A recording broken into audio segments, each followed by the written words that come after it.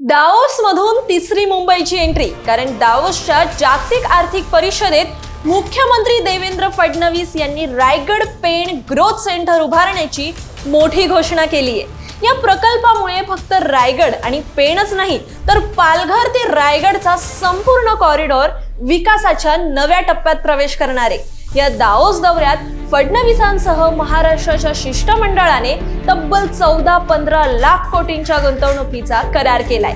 या प्रकल्पात IT, data centre, logistic, हरित ऊर्जा, पोलाद उद्योग, EV ऑटोमोबाईल्स, जहाज बांधणी, अन्न प्रक्रिया अशा क्षेत्रांमध्ये गुंतवणूक होणार आहे. यामुळे फक्त उद्योग वाढणार नाहीत तर 15 लाख रोजगाराच्या संधी या महाराष्ट्रात निर्माण होण्याची शक्यता आहे.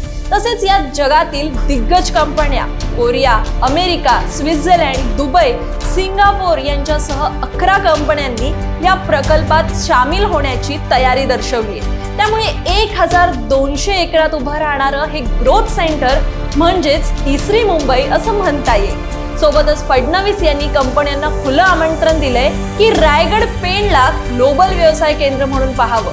थोडक्यातच रायगड पालघर कॉरिडॉर आता नवा उत्साह, नवीन विकास, नवे रोजगार आणि आधुनिक तंत्रज्ञानाच्या माध्यमातून महाराष्ट्राचा चेहरा मोहरा आता बदलणार का, याबद्दल तुम्हाला काय वाटतं आणि तिसऱ्या मुंबईबद्दल तुम्हाला काय वाटतं, कमेंटमध्ये आम्हाला नक्की सांगा.